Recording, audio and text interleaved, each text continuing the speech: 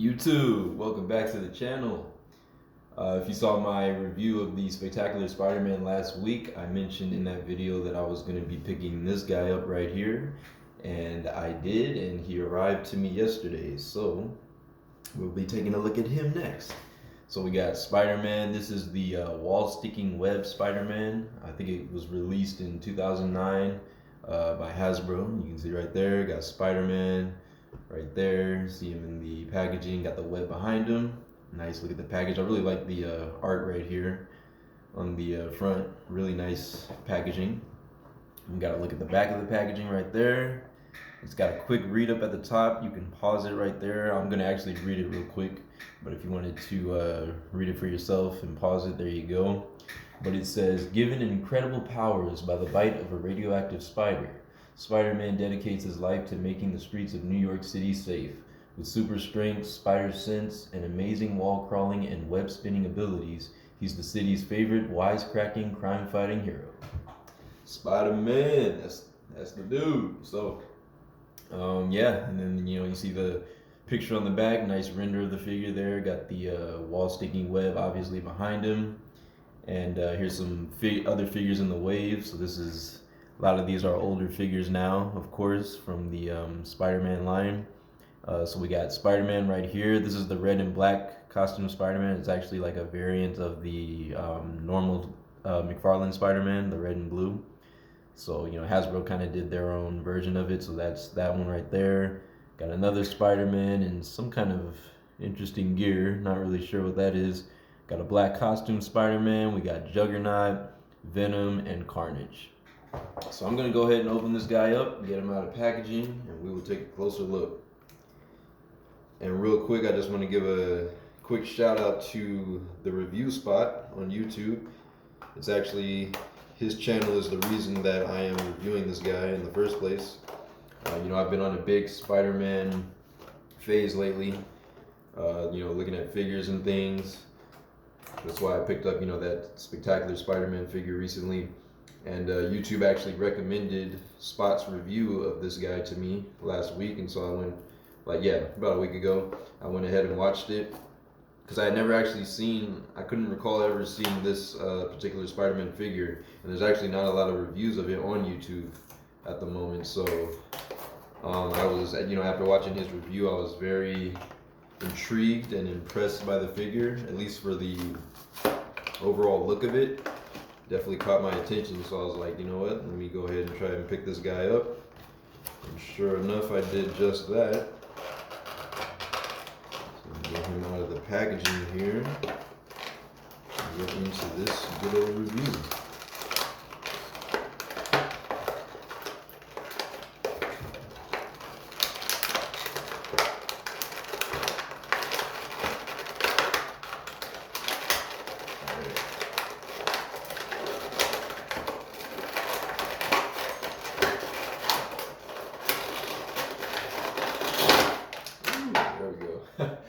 A little tricky pulling him out of there, but I got him out. And luckily, the packaging wasn't too hard to cut open. So let's go ahead and pull him out here. Nice thick plastic tray. Pull out these rubber bands. Boom. Alrighty. So, wow, really nice Spidey figure. Like the way it's looking out of package. So real quick, I'll show you the accessory, of course, first, and then we'll take a good look at Spidey. So here is the wall sticking web, and it's very nice translucent plastic. The webbing is actually kind of thick. It's got a nice texture to it, really cool. Got the forward suction cups on it, of course, so you can stick it to, windows and things like that. Probably smooth surfaces. I'll have to test it out. I'm not really sure if it'll stick on a normal wall and whatnot, but it should work very easily on mirrors and windows, that kind of thing. It's a very, very nice web accessory there. And that's his only accessory pretty much that he comes with, so let's take a closer look at Spidey himself. Boom. Let's see if I can get him standing here.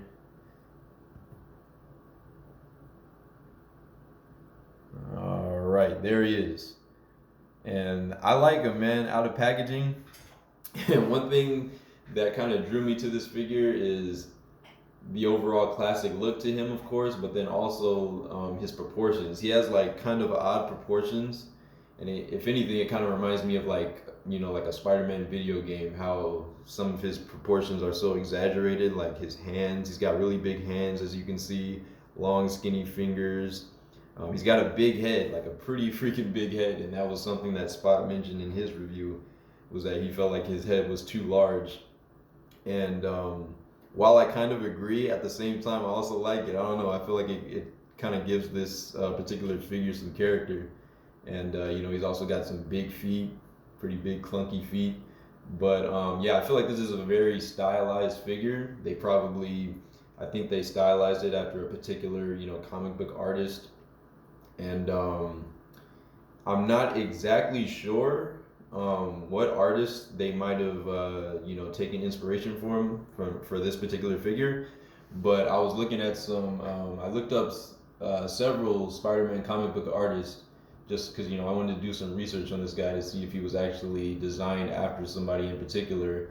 And I think that he may have been designed by, or he may have been you know, inspired by either J Michael Straczynski. Hopefully I didn't screw up his name, but I've seen some comic book covers that, you know, by J Michael Straczynski, who kind of resemble this figure, at least to me.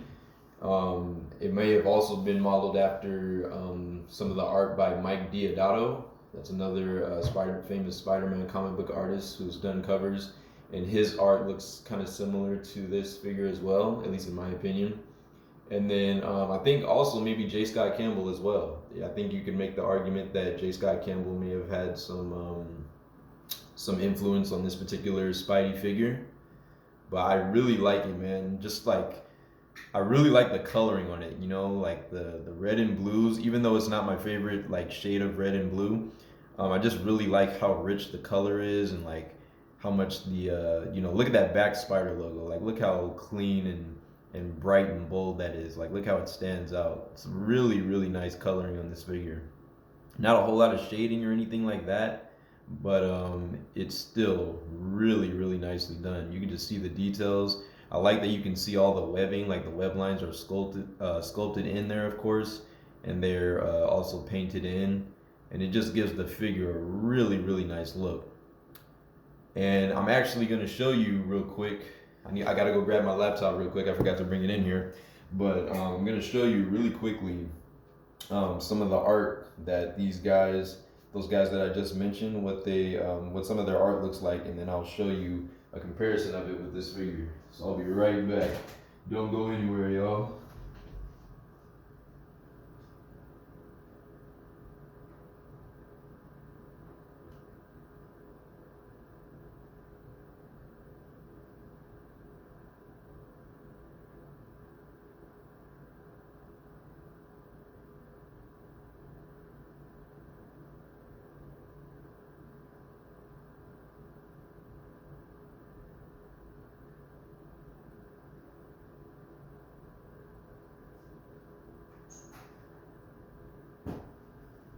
All right, your boy is back. Got to bring my laptop in here. But I definitely wanted to show you guys, for this particular review, some of the art from famous Spider-Man comic artists, and compare it to this figure, because, like I said, it's a very stylized type of figure. And while a lot of people might not like, you know, the very exaggerated proportions on him, I kind of like it, and I think it definitely gives him a very specific comic feel. And I want to show you some of the art that it might have been inspired by. So I'm going to go ahead and pull up some art real quick. You guys can let me know what you think about it. But there was one particular cover by J Michael Straczynski that I found that I think is, you know, pretty, very similar to this figure, at least. So I'm gonna go ahead and show that. Yeah, this cover right here. Actually, maybe two. There might be 2 or 3 different covers, but let me show you this one in particular. Let's see if I can get a bigger zoom in on it. So here we go.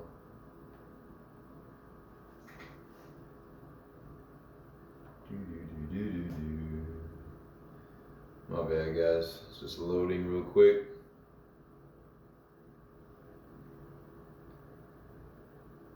Okay, blah blah blah. Okay, yeah. This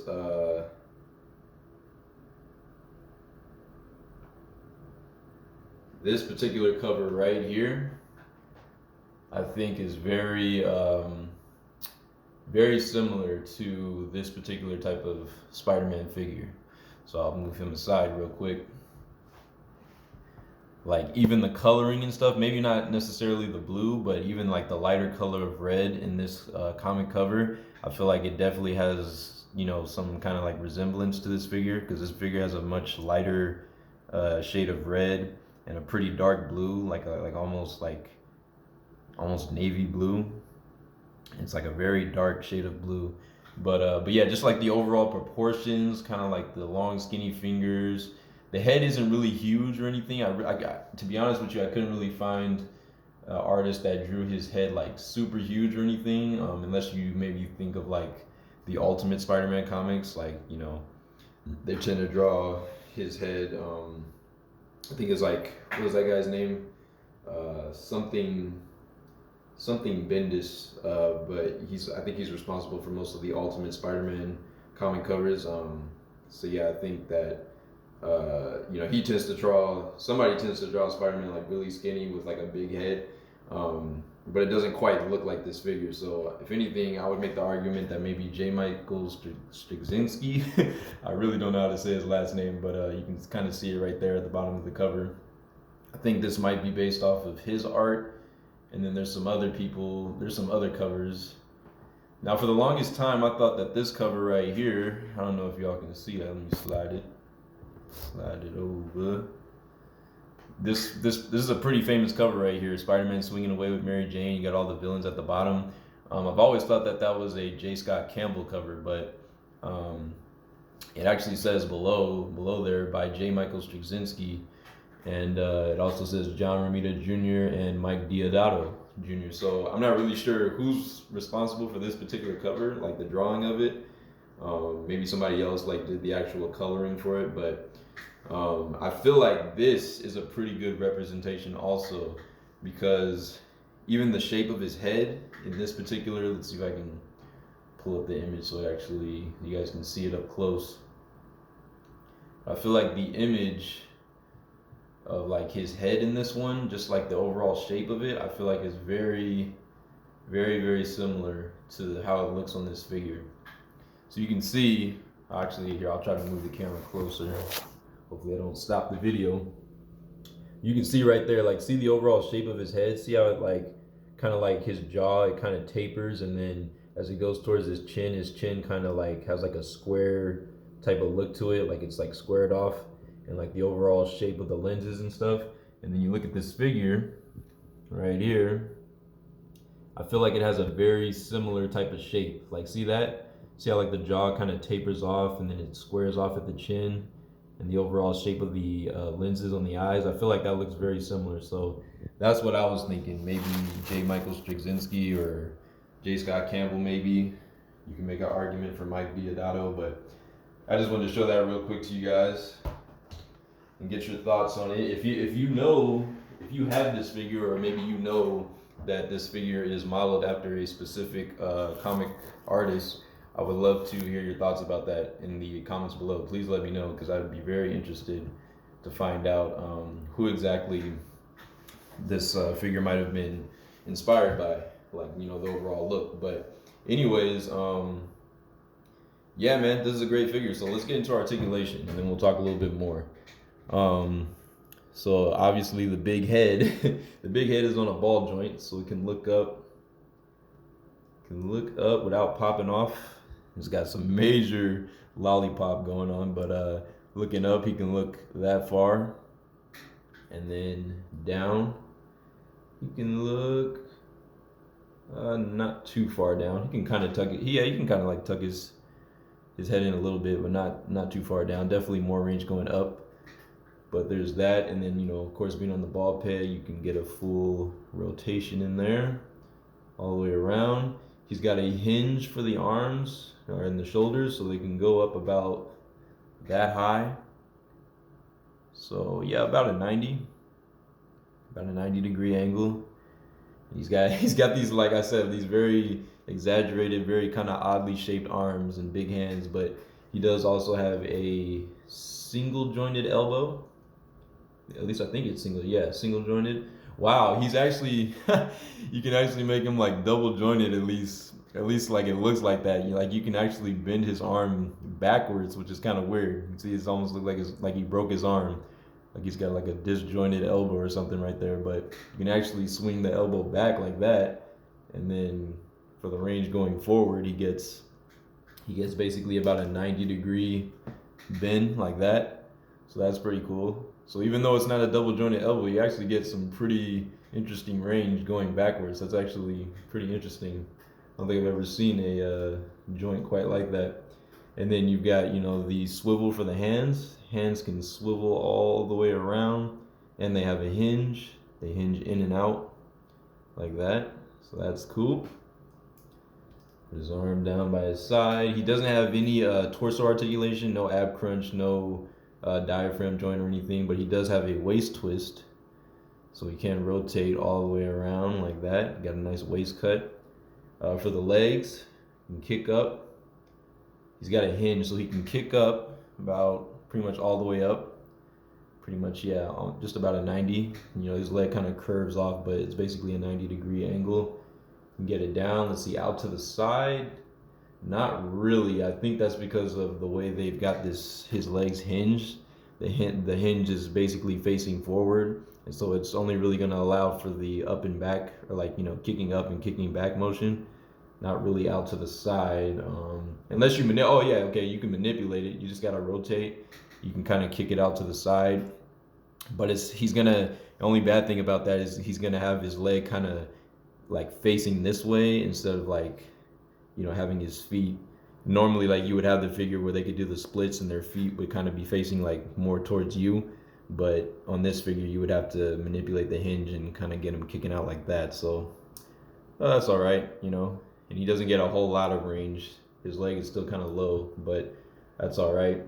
But yeah, you can rotate that. So it's kind of interesting design for a Spider-Man, leg design. I haven't really seen this type of articulation, but that's pretty cool. He's got a double jointed knee, so he can kick back all the way about like that far, all the way up to his back. So that's pretty cool. No boot swivel or anything, but he does have a hinge in the feet, so he can kick the foot down, like all the way down like that. Can kick up about that far, so that's all right. No ankle rocker or anything. It doesn't really swivel much, but yeah, I think that's about it for articulation. So definitely not the most heavily articulated figure by any means, but it's still a really good one, and I do really like the look of it. So let's get a closer look at the details one more time, so you guys can really see how nice this guy looks up close. And one thing I really appreciate about this figure is just the overall webbing being very clean and consistent. There isn't really any bleeding anywhere. The lines are actually sculpted into the costume. That always gives the Spider-Man figures such a better look, in my opinion, as opposed to just painting them on. But yeah, you can just see like all the webbing and everything is very nicely indented. Look at the musculature for the back. I like that big big old bulbous spider logo on his back. I just love it, man. I love how it spreads across his back. This is probably like the biggest spider symbol I've seen on a Spider-Man figure in a long time. Like it really covers almost the entire width of his back, so that's really cool. Yeah, you can see the musculature in there and everything. And like I said, even though it's not sculpted, not sculpted, not doesn't have like shading or anything, I think this particular figure honestly doesn't even really need shading, to be honest with you. You know, a figure doesn't always need shading to look great, and this figure actually looks great without it.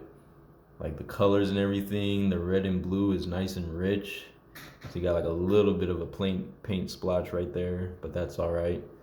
Overall, just really clean paint work. I really like this figure, man. It's very nice. And when I was looking up some of those artists to try to like compare their work to this figure and see, you know, like find similarities, the main thing I was looking for was this classic spider symbol. Not like this front logo symbol and the size of this symbol on the back. Those were like the two main things that I was looking for when I was trying to find artists that you know had drawn Spider-Man like this. And there's quite a few, you know, that draw like the back spider logo like pretty big. I was almost gonna say that this guy gave me like a Marvel versus Capcom type of Spider-Man vibe, but after looking at images online, I found out that it's definitely not the Marvel versus Capcom type of Spider-Man, because the eyes on that Spider-Man are very different. They're a lot more angular, and yeah, it just overall looks different. And but yeah, this is like the classic logo. This logo, like I was looking at all the different logos over the years, and I would say that this logo, if anything, is most similar to like the '90s animated series, and kind of similar to the actually very similar to the Ultimate Spider-Man comics. So this logo right here, I couldn't find anyone that exactly matched this online, but they come pretty close, because at least like on this figure, like you notice the bottom legs kind of come out farther than the top ones. Like the top ones kind of taper in a little bit, whereas the bottom ones stick out more. Usually this logo looks pretty much like, at least like in the Ultimate comics, it looks basically just like this, but it's the legs are like basically equal on top and bottom, so they don't really like, they don't stick out farther than the top ones. They're usually like right in line with them. But overall, yeah, I've seen people say that the mask on this guy that kind of reminds them of the Spider-Man from Spider-Man Edge of Time. I could definitely see that. I can definitely see that. Even though I would argue that the mask for that Spider-Man Edge of Time video game, like his mask, he has a little bit more of like an irregular type of web pattern for that mask. You know, it's not quite as like clean as this one, like with the orb web pattern. It's got like lines kind of mixing in and out. It's like a very irregular type of mask, but I can definitely see, you know, an argument for that. But yeah, man, I just like this figure, man. I like the classic look to it. I really like his profile. I like how he looks like that from the side. Nice profile. I just like the way, you know, the mask looks and everything, like the sharpness of like, you know, his chin and everything, and just like really nice paint work on this figure, man. That's all I gotta say. Very nice paint work. I like the boldness of the paint for the lenses, like the black for the you know, the outer lens and the white inside. It's very nice, I gotta say. Stands out. So I think this figure will look great on the shelf, man. And yeah, so you know, this is one of those figures that Hasbro, this is like one of the first figures probably that Hasbro released after they acquired the license from Toybiz, because Toybiz made, you know, those Spider-Man classics, you know, figures and stuff from like, Toybiz was in business from like 1998 to 2006, and then they got renamed Marvel Toys. Marvel Toys, I think, went bankrupt, and then that's when Hasbro attained the license for them. And so, you know, all the like Spider-Man figures and characters were made by Hasbro after like 2007 or so.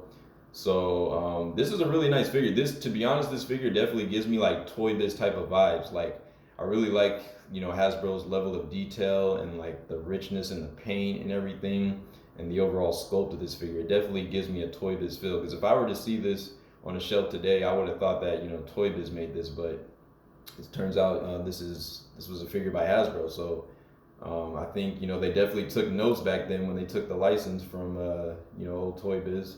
And I really miss Toy Biz as a company, but I think they definitely took notes. And I don't know, man, these figures just hit different, man, compared to the figures that Hasbro makes today. I mean, no offense to Hasbro, I'm not saying like their newer figures are bad or anything, or they're just not as good, at least. You know, they don't have the same feel to them. This, to me, Has a very Toy Biz, you know, kind of like comic, somewhat gritty type of Spider-Man feel to it, and I just really like it. It's a very nice figure. I wish they would kind of bring back this level of detail and passion to some of their, you know, more recent figures. But I'm talking too much, man. This is a long review, 25 minutes, so let's go ahead.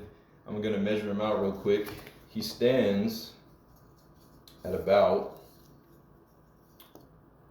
let's see, get him standing up straight here, hold up, straight out his legs. And this Spider-Man stands at about, let me make sure his head is straight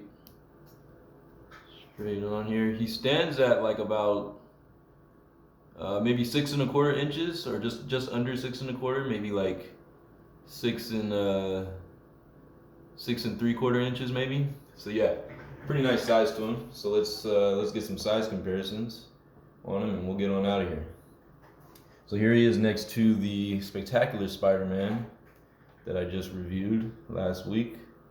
Be sure to check out my review if you haven't seen it, but here he is next to the Spectacular Spider-Man.